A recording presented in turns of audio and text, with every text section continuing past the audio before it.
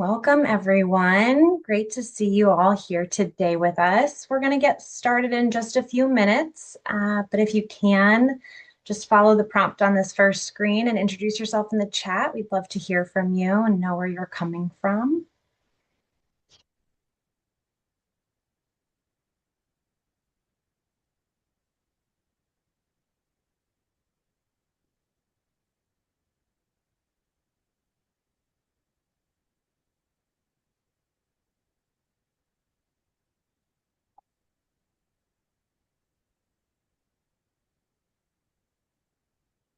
Hi, Nicole.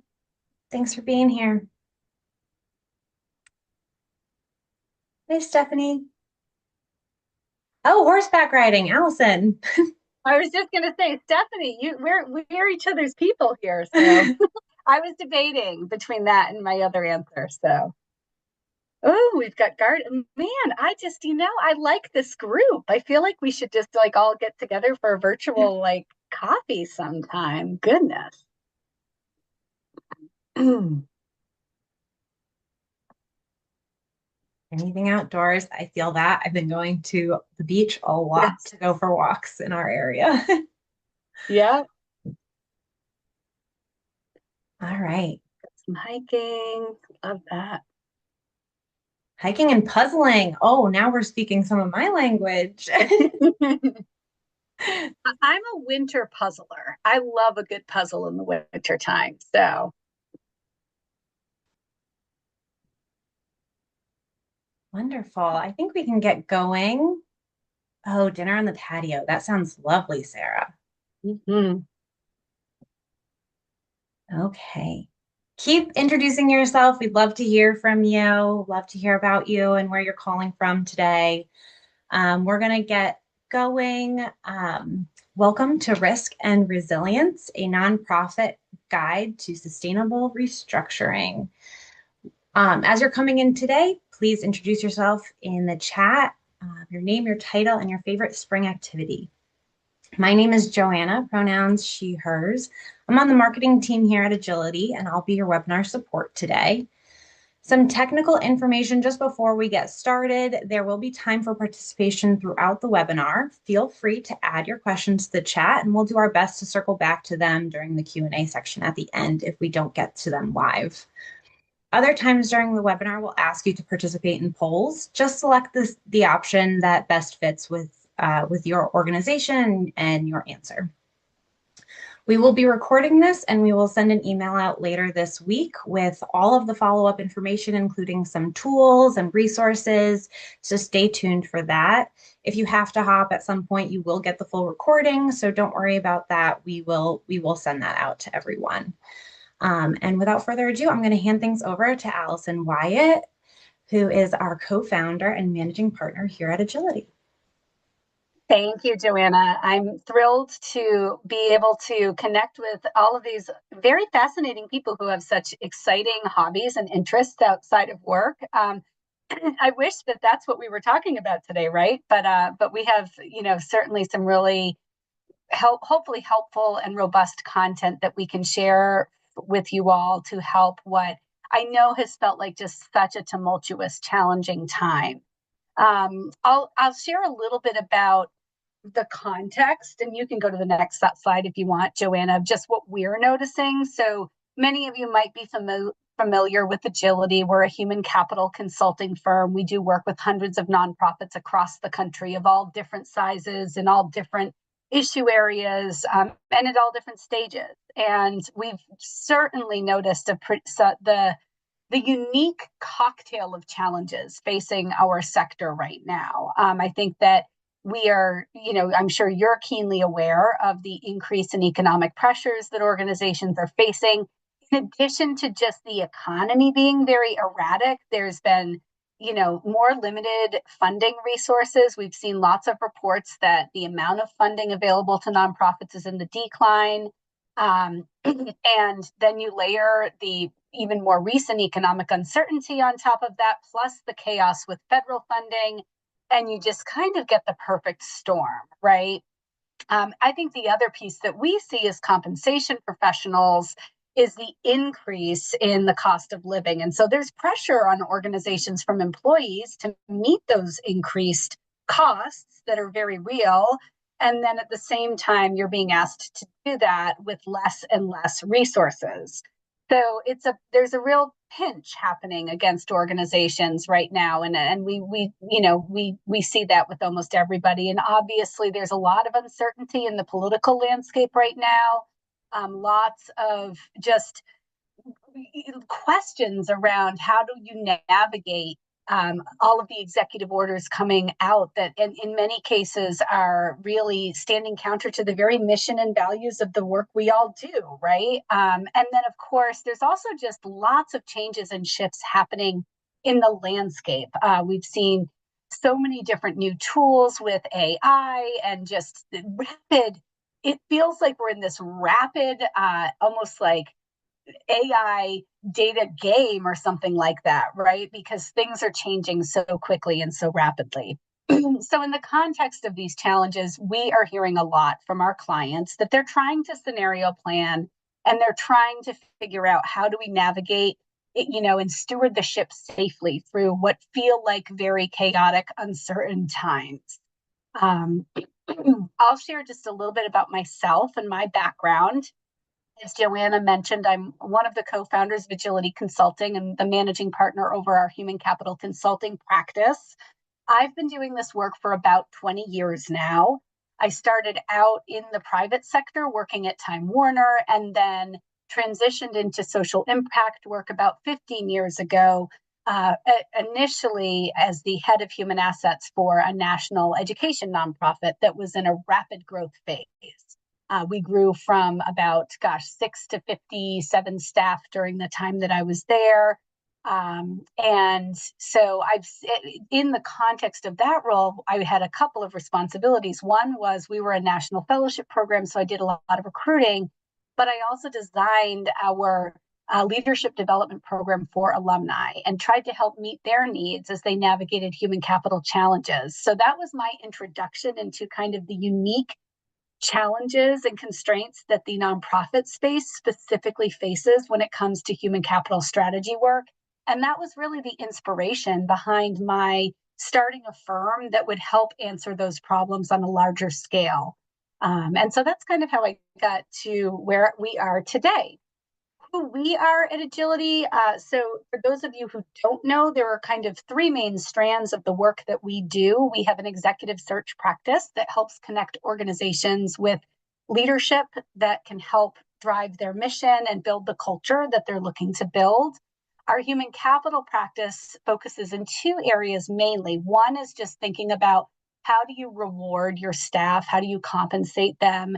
Build benefits programs, make sure you're doing it in a way that's competitive, that's fair and internally equitable, and that's also financially sustainable, right? And so as you can imagine, that's where art meets science, right? And that can be a really tricky needle to thread. And so we help organizations really think through how to tailor a solution that meets those three areas in the best way possible.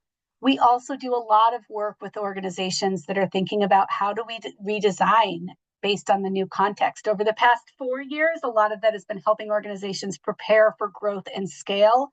More recently, obviously, we're helping organizations think through how do they either go through a restructure with, just based on the new economic realities, or plan for different iterations of what that might look like.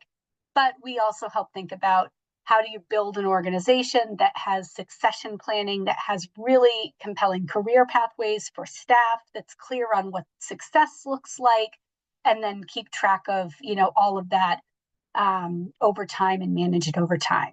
So those are kind of the three buckets of work that we do here at Agility. And again, because we've been focusing a lot with organizations in that third bucket, we just want to share some of the things that we've learned and that we find are helpful frameworks for how you navigate these times. Our work focuses, as I said, we work with hundreds of nonprofits a year. This slide has kind of a small selection of the organizations that we've partnered with recently, but mainly we're focused on social impact organizations that are in education, healthcare, in life sciences, broader nonprofit, and also, of course, the philanthropic sector. So we work pretty broadly across the mission-driven space. What I'd like to do today is really dive into how do you start to think about different levers for scenario planning over the next 6 months, year, couple of quarters, however short term, long term you want to think about it. Now more than ever, it's really important for organizations to have a plan A, a plan B, and a plan C, because things have been so chaotic and there has been a fair amount of uncertainty. Better to be ready and be able to be proactive as opposed to being reactive when the winds shift, right? So we're going to look at how do you get a sense of how risky is your funding portfolio, and what are the types of scenarios you should even be thinking about? How do you start to think about building a model for those different scenarios? What should you consider when you're thinking even more broadly beyond just the current times, but also thinking about the industry that you sit in? And then when you start to get into the weeds and start to look at the details behind those different scenarios, what are some things you can think about from an expense standpoint? And then what do you need to be thinking about today from a talent standpoint, so that when you get to potential moments of transition, you have a team that is ready for that to happen? So that's a lot to get through. So we're gonna kind of dive in and dig in. And again, I'll just reiterate, I really encourage people to put questions in the chat as we go. First of all, I'd love to get a sense in the room of just where people are entering this conversation, right? Some of you may be preparing to grow, some of you may be anticipating reductions, some of you may have just gone through that process, right? So think about the next 12 months. What is your expectation in terms of, what's going to be happening or what has already happened?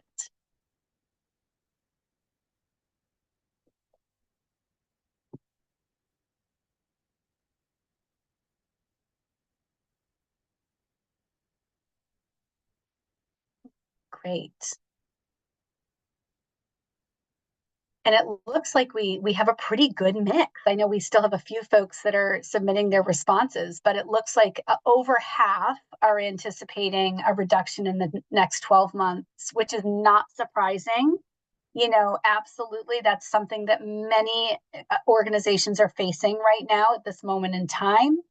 Some of you, it looks like it depends. This is where it can be hard, and this is where scenario planning is so important. I see, Elena, I appreciate your comment of, well, we're anticipating growth, but we're also relying on federal funding, right? And so what happens if that is impacted, right? And so it sounds like, your organization has a couple of different scenarios to think about, right? And then for some of you, it sounds like you've already been impacted and had to make some reductions based on things that have happened over the past couple of months. Great. And I think people can see the results of the poll now. So I think that honestly, when you start an exercise like this, it's important to know what are the most likely scenarios, right? And none of us have a crystal ball. None of us can predict the future. But what we can do is we can think rationally about the portfolio of options available to us and start to develop a couple of different ballparks that we might be, prepping for in the upcoming year, building teams for, right? And so we're going to talk about, as you're trying to get a sense of, what is the sort of spectrum of scenarios I should be thinking about. The first place you really want to be evaluating right now is the funding, your funding landscape. And so how risky is your portfolio of funding that you rely on as an organization for revenue? And we've actually broken down essentially 5 different questions that you should be answering and thinking about to figure out how risky is our portfolio of funding that we're relying on as an organization. So if you look on, and I'm just going to stop sharing there. Okay, great. If you look at this slide, essentially, there's a couple things we would recommend that you think about. One is just how diverse is the group of funders that that you get money from. So on the one hand, if you're relying on one or two funders for the vast majority of your funding, that increases your risk. That puts you in a higher risk category than if you rely on many different funders, across your portfolio of funding. That would lower your risk, right? And so one of the things you can think about is just how diverse is the group of funders that we are working with? How reliant are we on any one single source, right? The other thing, though, that I think is really important to think about right now is funding channels. We've already had somebody raise federal funding, which I think that I would be shocked if that didn't come up in this conversation, right? But right now we're seeing really big political and economic dynamics that can actually influence an entire channel of funding, right? So federal funding is always seen as one of the most reliable, stable sources of income, right? Not right now. We also know that confidence in the economy really influences, the funders, but the philanthropic environment. And so, keeping an eye on how that plays out. If we're approaching a recession, that could really impact that category, right? How much of your income is through earned income? How much of it is coming in via small donations versus large donations, right? Like individual giving, events and galas, things like that. So obviously thinking about just how diverse are the different channels, so that if one of those channels gets impacted, even if we have a large diversity of funders, but they're all in one channel, that could make us really high risk, right? Because we could be overly reliant on a channel that experiences a downfall, and now we need to be prepared for that scenario. The other thing that I think it's really important to think about is the funds that you get as an organization. Are there any restrictions on them? So, do you have to spend them on certain things, right? And so just the less flexibility that you have with your different funding streams, the less able you are to be agile and reactive to shifting landscapes. And so thinking about what would happen if if the mix of your funding shifted and you had enough money overall, but not to spend it on what you needed to spend it on, right? That's something to think about as well. We're just seeing a lot of, I would say, transition right now. And so I think one thing that we would encourage organizations to be thinking about too is, even for the specific funders that support you, what is the strength of your relationship? Do you have a long track record with your program officer? Is the foundation that you're working with deeply committed to your issue area?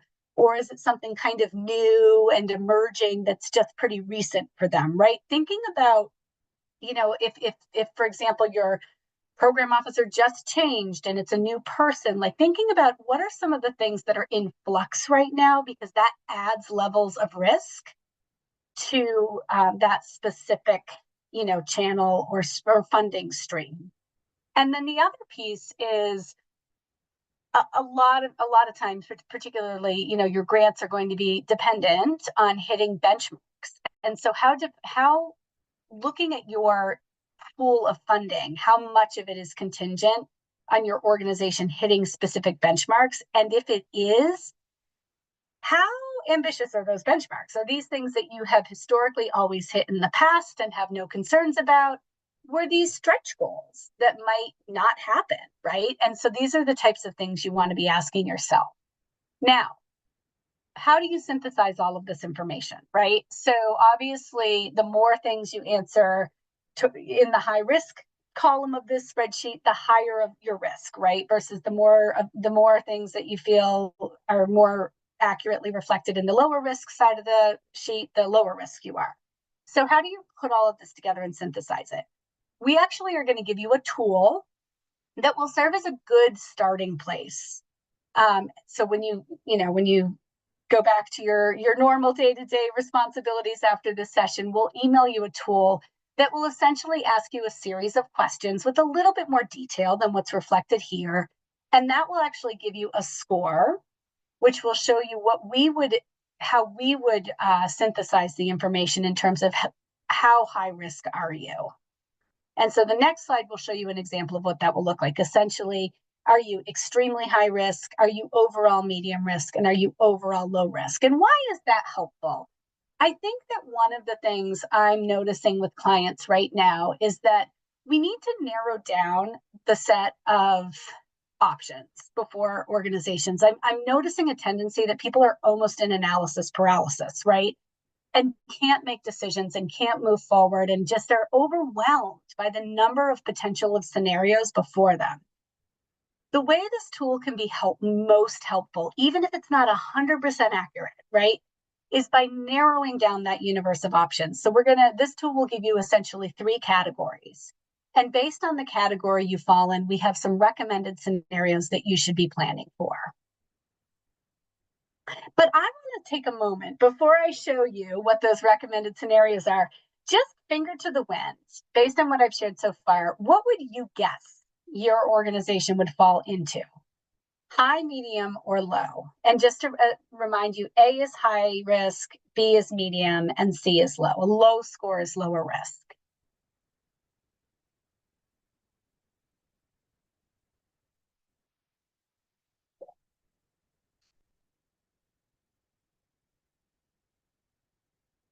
So far, most people are thinking they would probably be in that medium risk category, which is good.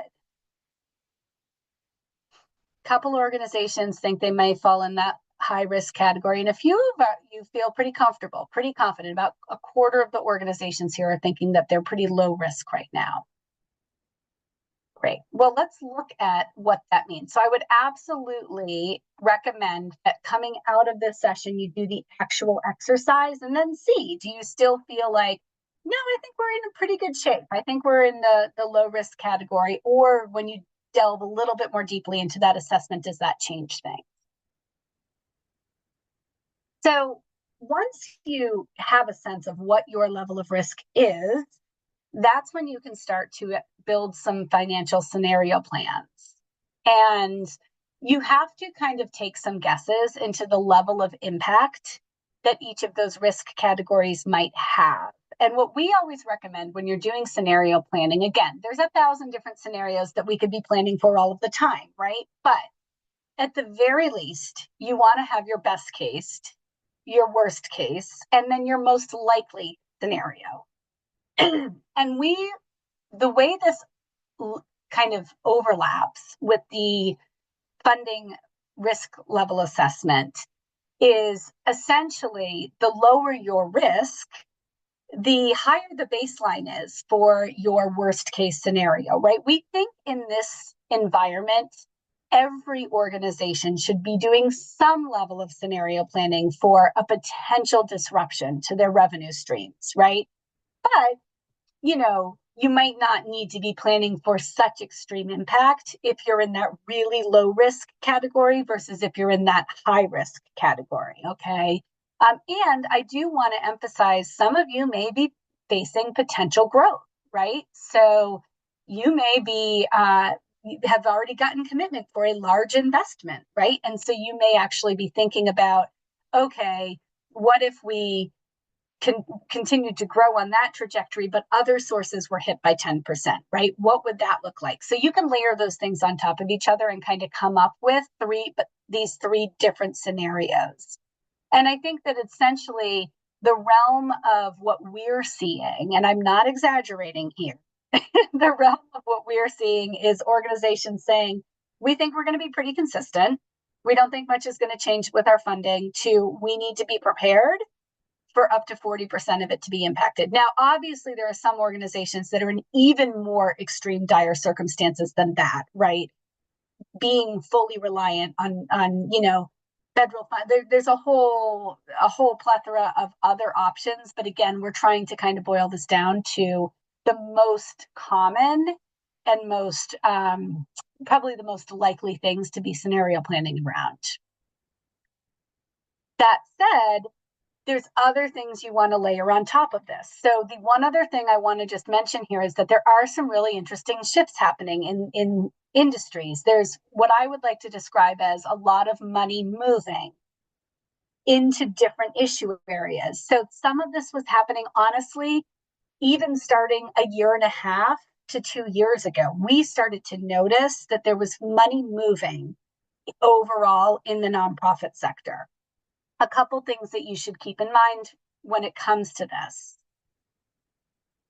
So the first is that investment trends have been shifting, right? So we have noticed that there's been an increase in funding for certain segments of the nonprofit space and a decrease in funding for other segments of the nonprofit space. So that money is moving, and you can actually go online and do research to see which bucket you are in based on your sector.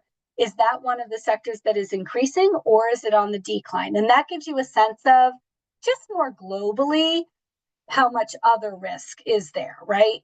The other thing to think about is the population that you serve. So this one, I think the best example I can highlight is education. So, we've noticed a lot of our school organizations that we work with are also experiencing decline in student enrollment.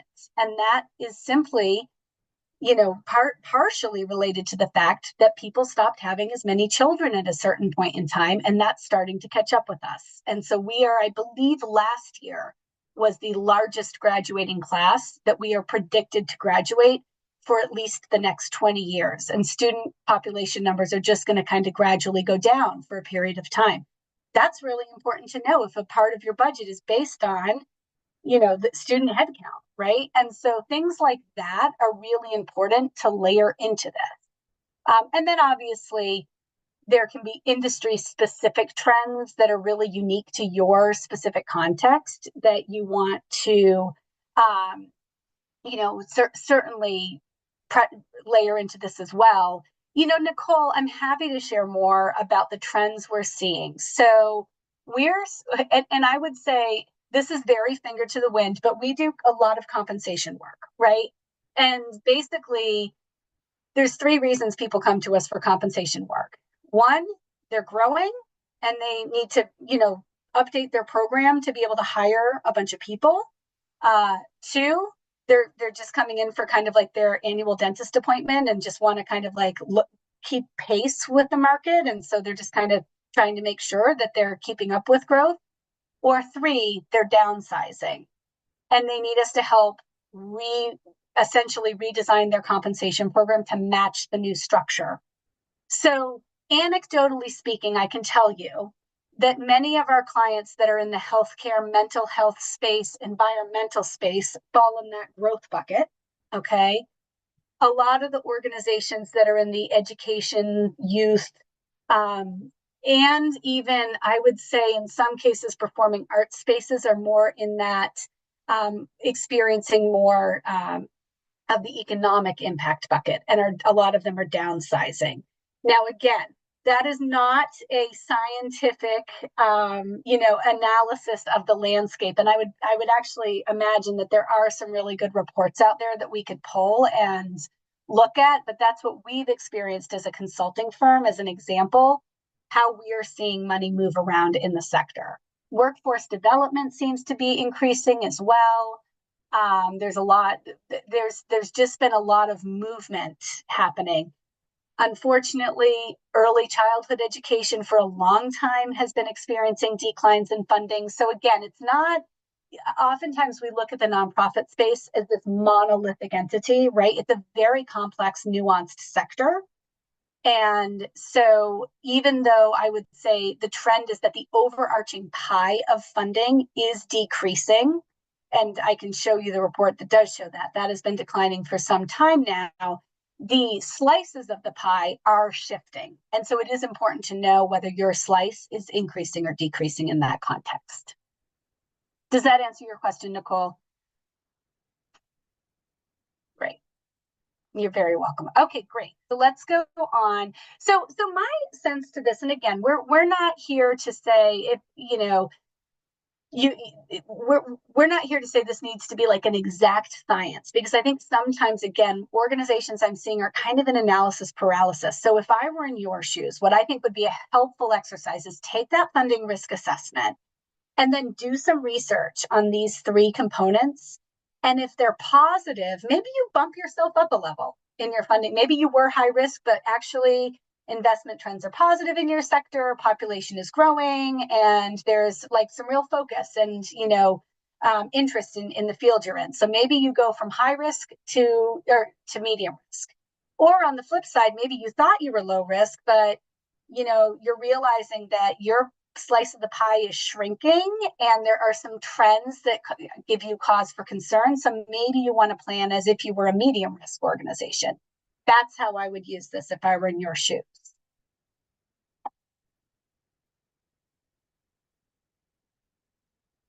And in terms, Joanne, the actual pool is really, honestly, I think relevant for any size organization. It's just looking at percentage of, I see what you're saying. So I would look at the percentages as a percentage of revenue and not a percentage of headcount. Thank you for that question. So Joanne had a question about the risk analysis tool. Is it built for an organization from a headcount perspective or budget perspective? So it was being looked at from a budget perspective, because what we're thinking is if your revenue dollars are impacted by 10%, then you need to figure out a way to mitigate that impact. And that could be via headcount. It also could be through some other, channels as well. So let's talk about that. That was actually a perfect segue. So once you have a sense of what are the three scenarios that you should be, starting to think about and start to scenario plan around, what are some of the things you can think about other than headcount? Because we know that, look, if you're in the high risk bucket, you're going to have a couple org charts that you are scenario planning around, because for most organizations in the social impact space, headcount is the vast majority of the budget, right? But it's not all of it. And so we wanted to share some things that other organizations are looking at as well to try to get creative and keep as much of the team intact so that when things start growing, they have their core team to be able to grow and expand and serve that need. So a couple things some examples. So we're seeing organizations look at things like, okay, instead of getting together in person, can we do something virtually? Could we do something, even do hubs? We've seen organizations that are national, instead of getting their entire team together in person in one location, they did like a Northeast and a West Coast and a Southeast retreat. And that just made things less expensive to get everybody together, right? Looking at professional development, this one is fascinating to me because the research on this, a lot of times the way people think about PD is budget. How much money do we spend, right? So a lot of that goes into like trainings, classes, certifications, things like that.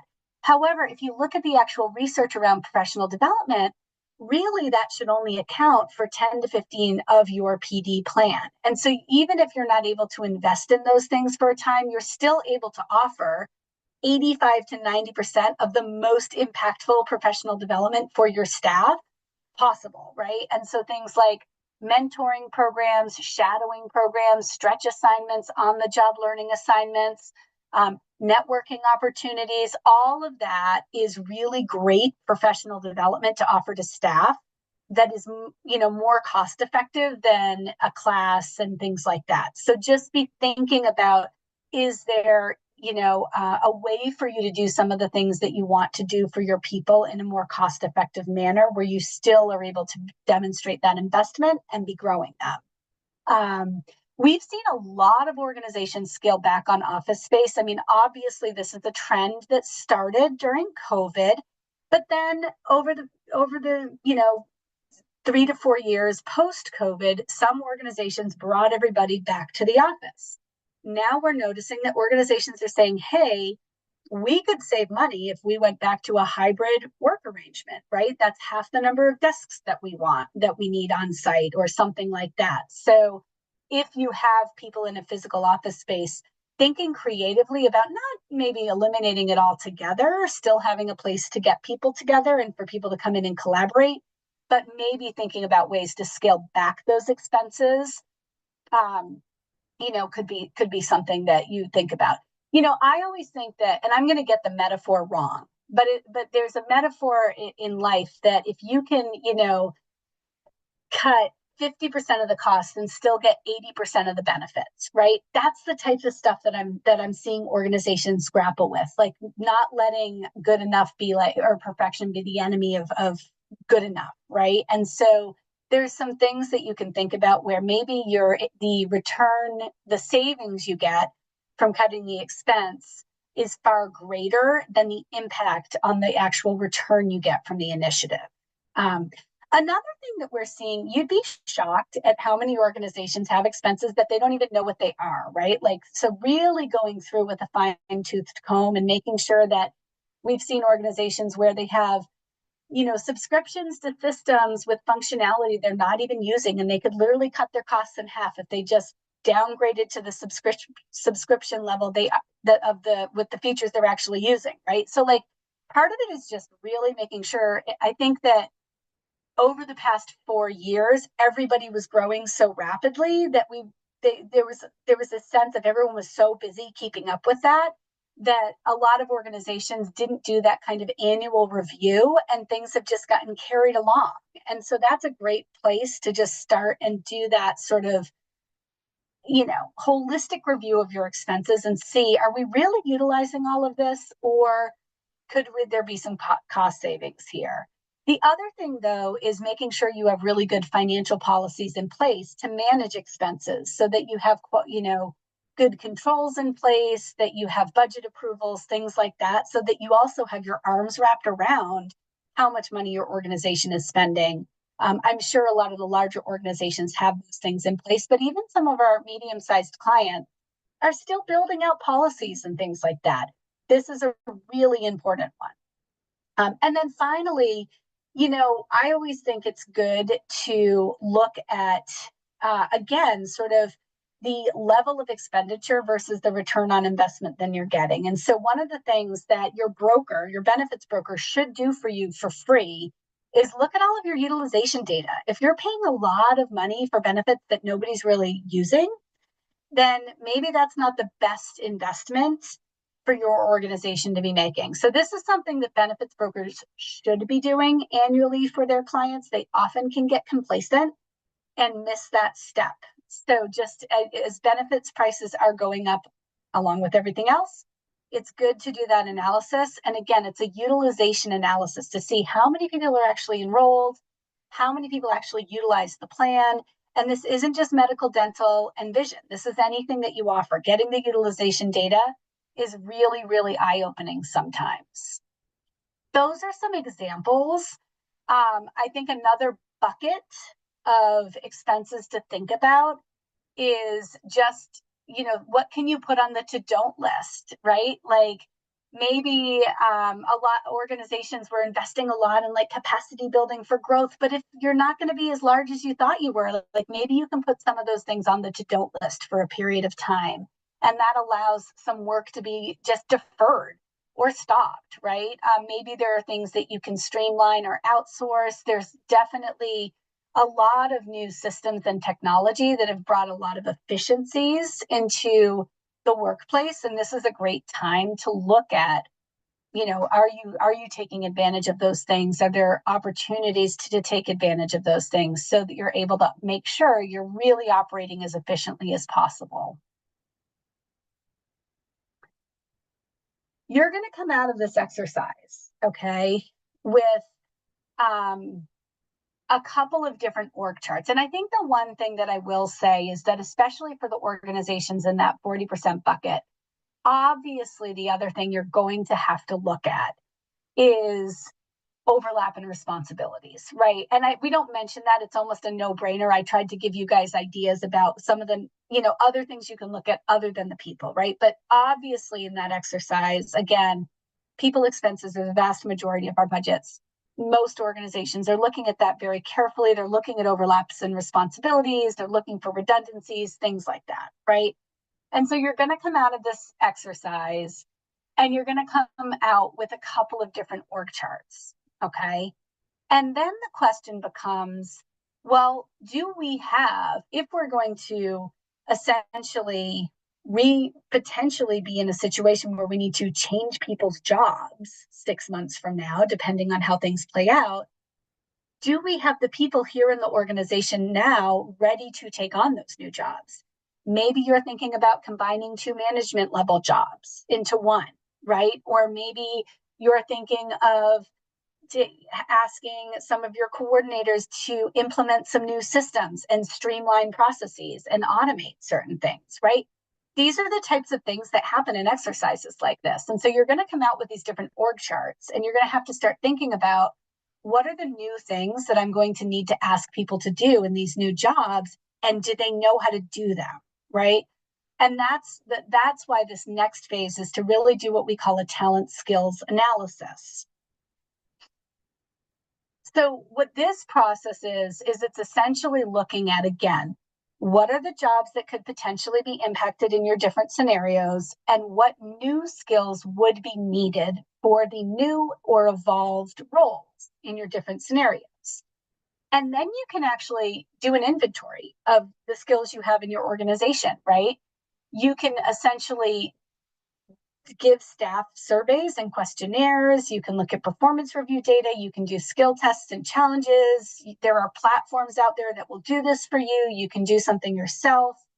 But essentially, it'll show you who is ready for that next move and who is not, so that you can now take the next 6 months between now and when this might conceptually happen to train people and get them ready, so that when you have a restructure or reorganization, you actually have people on the bus ready to step into those roles. And you also, by the way, have some really great data. This is actually something I think every organization, again, should do every year, because it gives you really great succession planning data. It gives you really great data for who's almost ready for a promotion. Like, this is just good data to have about your people, right? But specifically for this type of exercise, it's going to help you be prepared for those potential eventualities that are coming down the pike. And I'll tell you that this is the step that is most commonly missed. People do all of the stuff I just talked about, right? If we're lucky, a lot of organizations don't have a more proactive approach to this. But for those that do, most of them get all the way through. Okay, we've got our 3 different scenarios, right? Okay, let's wait and see what happens. And then the restructure happens, and they're like, okay, great, now we got to train the people. Well, by now it's too late, because now you need them to actually do the job and help to manage through the change, right? And what ends up happening is that also a lot more people often end up impacted in that situation, because they're not ready to step into the new roles. And then you're hiring externally, which we all know does cost money and takes time to train new staff. So I really think that this last step is really the secret to this going really well. Because what you want to do is take a proactive approach. The proactive approach is where you do your scenario planning today, you assess your people to figure out where they're at, you train them and get them ready for the different eventualities, so that when the restructure happens, people can very seamlessly step into those new opportunities. And worst case scenario, if things go better than you've planned, now you have staff that you've built and grown a lot of skills in, you've learned how to operate more efficiently. Now you actually have a great foundation to build succession planning on, to prepare for future organizational growth and things like that. I think the one thing that is hardest for organizations, and this is the hardest thing anybody ever does in this sector, honestly. I think it's the hardest thing that we do as leaders in this field. Okay. And I think that there's a way to do it really well, and there's a way to do it really poorly. And there's 100 ways to do it really poorly. That's the hard thing, right? And I think that my advice is to really think very deeply about the message, the timing, and the way that you communicate any changes. I can share some tips that we've helped our clients with over the years, that I've personally utilized, having been in situations like this before. You don't do this work for 20 years and never go through this, right? So I think that the key things are, the messaging has to be extremely transparent. I would definitely lay out like these are the realities that we're facing. This means we have to make some very difficult decisions. This is how we approached the process, and these are the decisions we're having to make. And these are colleagues that we all love, that these are people decisions, right? So you have to approach it with transparency and with humanity. I think the other thing is just who you tell when. So you do want to cascade the communications well.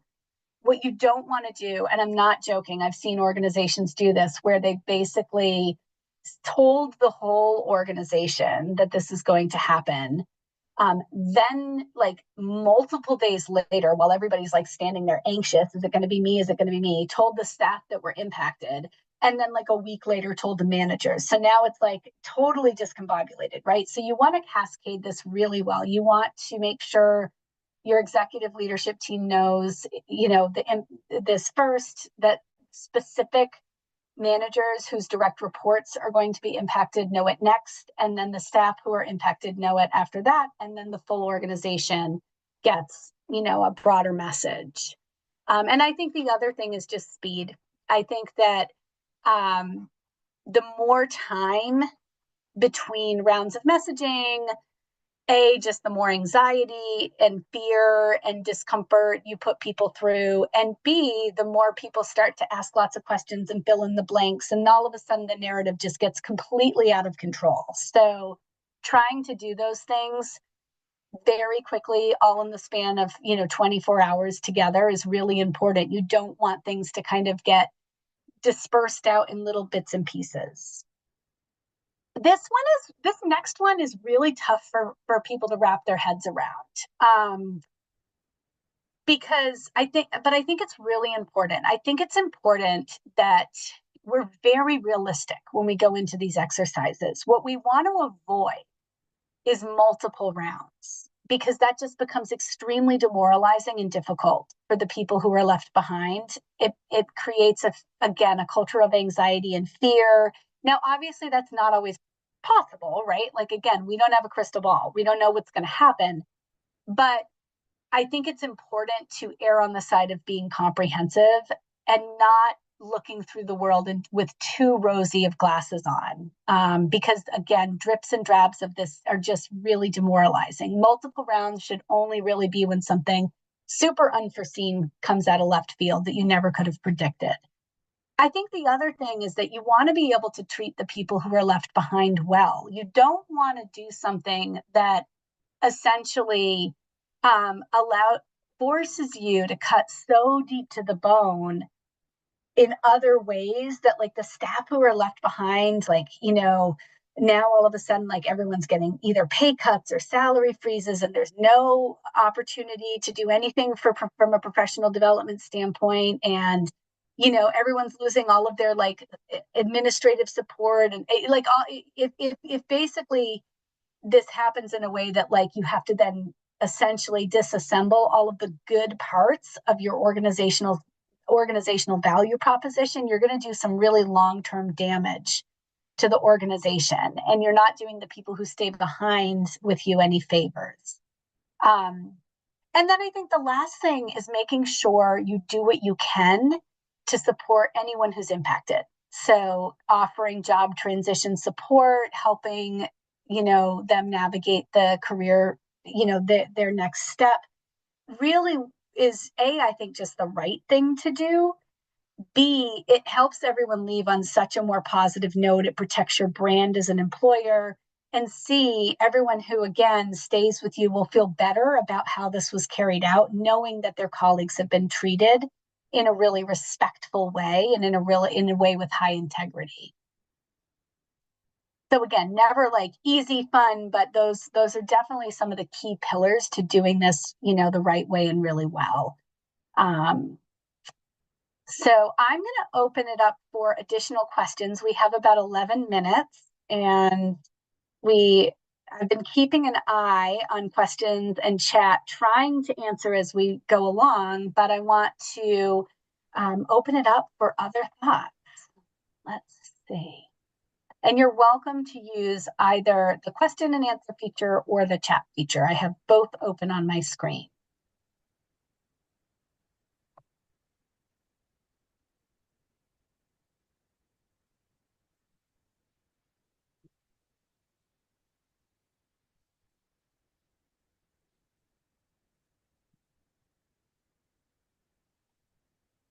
And I will say again that, and this is a great one. You know, Leah's asking about cash on hand, depending on your risk level. I'll get to that in one second. I will say that all of this stuff is good to be doing in any time. Scenario planning for growth scenarios, right? You know, one of you had mentioned, we think we're going to grow. Great. Scenario plan for that. What are the new jobs in your org chart? Do a skills assessment. What are the gaps? Try to train people to get them there so that when you grow, you can hire from within, right? This is just good practice. We will be sharing slides and a recording. So Janet, feel free to jump off to your next meeting. Leah, you ask a great question about how much cash should we have on hand depending on the risk level? And that honestly really depends on your business model. Okay. So for example, there it's hard to give. First of all, it depends on the budget you have, right? So I can't give you an exact number, but it also depends on your business model. But I'll illustrate this based on how I think about this as a business owner responsible for employing a group of individuals and building a thriving organization to serve my clients. Okay. Typically, we enter into 4 to 6 month contracts, 50% paid up front, 50% paid at the end. Okay. So I like to have 3 months of cash on hand. Okay. Because that way I know that if I have 3 months of cash on hand, I have a 3 month sales cycle, approximately, give or take. It's been a little longer lately with all the chaos and uncertainty, but typically it's about a 3 month sales cycle. I know that I have time to be proactive to generate additional sales if I have that 3 month cushion. Okay. And I think about it too, like, honestly, I think about it from a cash cushion standpoint, from what's committed and how far does that get us? What is, likely to come through, historically speaking, what percentage of those typically convert? So I think you need to kind of look at that in the context of your entire business model and then figure out, okay, you know, given that, what is our typical runway? So for example, in the nonprofit space, if you have a lot of your revenue coming from earned income, I would be thinking about what is the typical cycle? How long does it take to close that revenue? What is the timing of it? And how sort of what are the payments? What is the payment cadence and sequence? And then that tells you approximately how much cash you have on hand to be able to refill that pump if it starts to decline. If you're doing more with foundations, that's a longer sales cycle, right? And so that becomes probably a bigger number for you. But I think that's kind of how I would think about it. It's a great question.